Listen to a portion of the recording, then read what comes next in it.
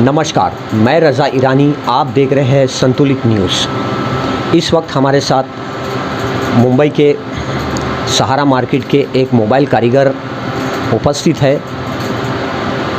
इनके परिवार को लेकर आपसी मतभेद चल रही है और आपसी मतभेद का कारण है इनके वालिद और वालिदैन की प्रॉपर्टी को लेकर चल रहा है।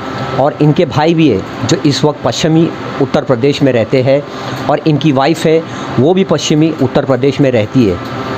इनकी वाइफ़ को जो है इनके वालिद और वालिदैन के प्रॉपर्टी से महरूम रखा गया है और महरूम रखने वाले कोई और नहीं है, इनके ही सगे भाई है और इनके मामू है जो लगातार इनको और इनकी वाइफ़ को प्रताड़ित कर रहे हैं। मामला जो है ऑलरेडी पुलिस थाने में पहले भी लिखित में इन्होंने शिकायत दर्ज की है, लेकिन पुलिस इनके मामले का संज्ञान नहीं ले रही है। और आइए हम इनसे जानने की कोशिश करते हैं कि आखिर क्या है पूरा मामला, क्यों इनकी वाइफ़ को और इनको और इनके बच्चों को इनके परिवार द्वारा, इनके यानी भाई और मामू द्वारा प्रताड़ित किया जा रहा है। आइए जानने की कोशिश करते हैं। सर, सबसे पहले तो आप अपना पूरा नाम बताइए। मेरा नाम मरगूब अहमद है। मैं फैज़ुल्ला नगर, डिस्ट्रिक्ट रामपुर, पश्चिमी उत्तर प्रदेश का निवासी हूँ। मैं पिछले 10 साल से यहाँ सहारा मार्केट में मोबाइल रिपेयरिंग का काम करता हूँ। पहले मेरी वालदा थी, 5 साल पहले मेरी शादी हुई थी। मेरी वालदा ने मेरी शादी कराई। उसके बाद मेरी वाइफ़ मेरी वालदा के साथ ही रहती थी, वो हमेशा उनके साथ ही रही। उनका 1 साल पहले इंतकाल हो गया था। तो मेरे भाई जो यहाँ मुंबई में रहता है, एक भाई उसने यहाँ से शादी की हुई है और एक मेरे फैज़ुल्ला, क्या नाम है आपके भाई का? मुझे मुंबई में मसरूर अहमद, और एक मंसूर जो लालपुर में रहता है मेरे बाप के घर, उत्तर प्रदेश में। वो और 2 छोटे भाइयों ने बोला कि तू निकल और तू निकल, घर से निकल। मैं इस कंडीशन में था कि मैं यहाँ कर्ज़े में, लॉकडाउन में डूबा हुआ था और मेरे पास कोई रहने का सहारा नहीं था। यहाँ पर मेरा कर्ज़ा था। तो मैंने बोला कि मैं कहाँ जाऊँगा। मेरी वाइफ़ को सताया, टॉर्चर किया और वो भी प्रेग्नेंट थी, पेट से थी। बहुत हम लोगों ने सब्र किया वहाँ पर। उसके बाद जब मैंने देखा कि ये प्रेग्नेंट है और ये कुछ अगर हम ज़्यादा भागा दौड़ी करेंगे तो ये कुछ ना कुछ मामला बड़ा हो जाएगा। हमने पुलिस में कंप्लेंट की तो वो लोग पॉलिटिशियन लोग हैं, बड़े लोग हैं। वो किस पार्टी से ताल्लुकात रखते हैं? वो हर पार्टी से ताल्लुकात रखते, वो बड़े बिजनेसमैन लोग हैं। ज़्यादातर वो आज़म खां का से उनका समाजवादी का आदमी है वो बड़ा, उसकी वजह से उसकी चलती है वहाँ पर। तो उन्होंने आपको कुछ धमकी दिया है? मुझे धमकी तो बस यही बोला, तुझे गांव में नहीं रहने देंगे। क्यों नहीं रहने देंगे, क्या कारण है? असल में वो जो मेरे सगे बहनोई का इंतकाल हुआ था ना, मैं उसकी वजह से अपनी माँ से लड़ता था कि आपके सगे बहनोई है जो है उनका इंतकाल किस कारण हुआ था? वो मेरे मामू उसको सताते थे। मेरे जो मामू हैं उन्होंने मेरे वालिद साहब को भी सताया। उससे पहले भी उन लोगों ने कई केस किए, उसको भी सताते थे, पंचायतें करते थे और फिर पंचायती भी उनकी तरफ ही हो जाते थे। तो उन्होंने लास्ट में सुसाइड कर लिया। वो तारीख याद है आपको, कब सुसाइड किया? जी 2 जून को उन्होंने सुसाइड किया। 2 जून से पहले उन्होंने मुझसे बात की थी कि मरगूब भाई, मैं बहुत परेशान हो चुका हूँ और मेरा पुलिस में भी कुछ नहीं होने वाला है। मैंने कहा तुम हिम्मत मत हारो, तुम पुलिस है तुम्हारे साथ, तुम कंप्लेंट करो। बोले कुछ नहीं होगा। कौन से थाने के अंतर्गत उन्होंने सुसाइड किया? सिविल लाइन थाने के अंतर्गत सुसाइड किया उन्होंने। उसके बाद मैंने कहा मैंने भी कंप्लेंट की है पुलिस को, लेकिन पुलिस काम करेगी पर देरी से करेगी। पुलिस के यहाँ देर है, अंधेर नहीं है। और मुझे यकीन था कि उत्तर प्रदेश पुलिस बहुत सक्षम है, लेकिन मैं 1-1.5 साल से एप्लीकेशन दे के मेरी वाइफ़ पुलिस थानों के चक्कर लगा के बहुत परेशान हो गई और मैं इतना परेशान हूँ, मैं डिप्रेशन में हूँ, मेरी वाइफ़ भी डिप्रेशन में है। फिर हम लोगों ने वो अपने ससुराल मेरी सास के यहाँ रहने लगी, अपनी माँ के यहाँ। बच्चा हो गया, सब कुछ हो गया। मेरे बच्चे हैं? मेरे 3 बच्चे हैं, 2 बेटी हैं बड़ी, 1 बेटा है जो अभी हाल ही में हुआ है। तो हमने कहा जब हमारा बेटा हो जाएगा तो इन लोगों से फिर हम पुलिस से जाके शिकायत करेंगे। लेकिन पुलिस प्रधान की बात मानती है, गांव वालों से जाके पता करती है, वो उल्टा सीधा उन लोगों की सपोर्ट में बोलते हैं। इस मामले को लेके पंचायत बिठाया गया गांव में? पंचायत बिठाया गया, पंचायत में भी वो झूठ उल्टा सीधा जो पंचायत की बात होती है, कभी बोलते हैं कि जेबर पंचायत ने बोला था, कभी बोलते हैं कि सोना बोला था। उन लोगों के पास वीडियोज़ है पंचायत का, वो भी नहीं दिखा रहे हैं वो पंचायत का। पुलिस को वीडियो नहीं दिखा रहे हैं, मुझसे बोलते हैं हमारे पास वीडियो है। वो उल्टे सीधे एलिगेशन लगाते हैं। और मेरी वाइफ, मैं अभी गया था हाल फिलहाल में, वो सबसे ये बोल रहे थे कि हमने तो लॉक खोल रखा है, वो आके रहे।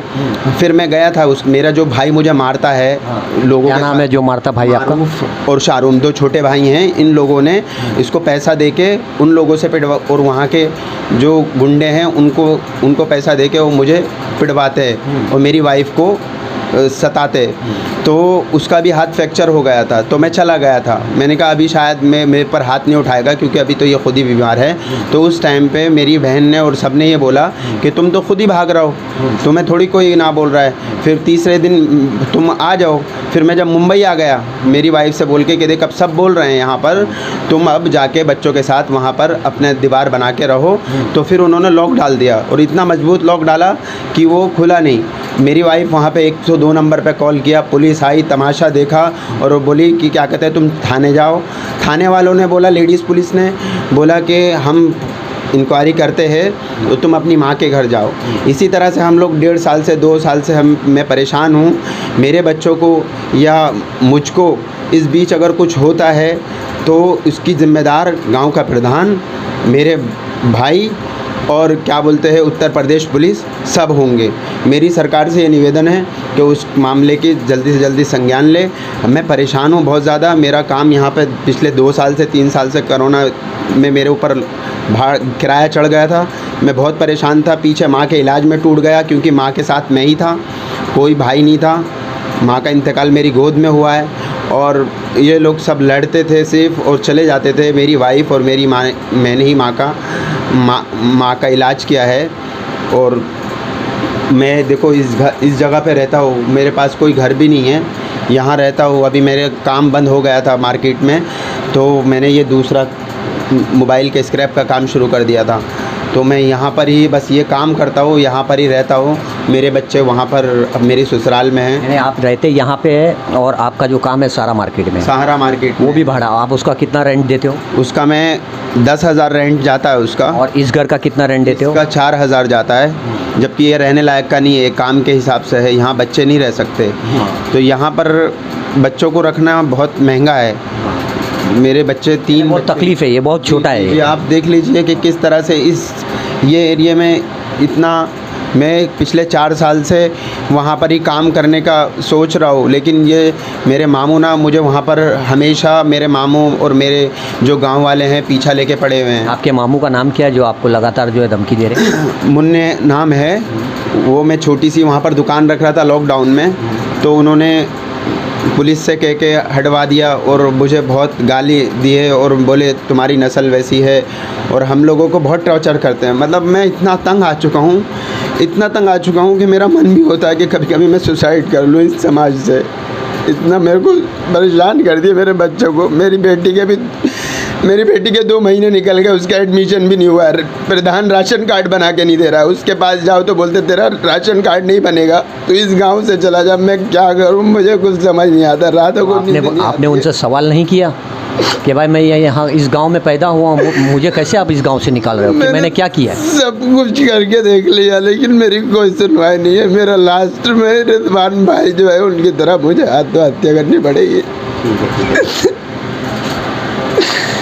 सर, जानकारी देने के लिए बहुत बहुत धन्यवाद।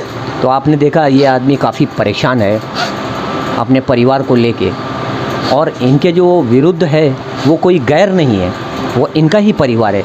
इनके भाई है, इनके 3 भाई है, इनके मामू है। लगातार जो इन्हें वो है मेंटली टॉर्चर कर रहे, फिजिकली टॉर्चर कर रहे। इनकी वाइफ को सताया जा रहा है, इनके बच्चों को सताया जा रहा है। कारण क्या है? सिर्फ घर को लेके आज ये जो है बेसहारा है। मुंबई में अपने दर बजर 1 लाख रुपए भी दे दूंगा तुमको, लेकिन मुझे थोड़ा सा वक्त दो, थोड़ा करके दे दूंगा। बोले पहले तू 1 लाख दे, अब मैं वहाँ दीवार बनाऊँ या 1 लाख रुपए दूँ। कभी बोलते घर तोड़ देंगे, पंचायत कैसी घर तोड़ देंगे और तू हिस्सा ले अपना। मैंने कहा मैं कहाँ रहूँगा यार। पंचायत के प्रधान का नाम क्या है? शकील प्रधान है। पूरा नाम बताइए ना उनका। मोहम्मद शकील। ठीक है, जानकारी के लिए देने के लिए बहुत बहुत धन्यवाद। तो हम उत्तर प्रदेश सरकार योगी आदित्यनाथ से रिक्वेस्ट करते हैं और उत्तर प्रदेश के डीजीपी उत्तर प्रदेश कमिश्नर से रिक्वेस्ट करते हैं कि आप इस मामले का संज्ञान लें, इस मामले में दखल दें और जो विरुद्ध इनके जो भाई है, इनकी वाइफ को और इनके बच्चों को जो सता रहे, प्रताड़ित कर रहे, उन पर कड़ी से कड़ी कार्रवाई की जाए, यही हमारे चैनल के माध्यम से मांग करते हैं। मुंबई से मैं रज़ा ईरानी, आप देख रहे हैं संतुलित न्यूज़। इसी के साथ इजाज़त लेते हैं, धन्यवाद।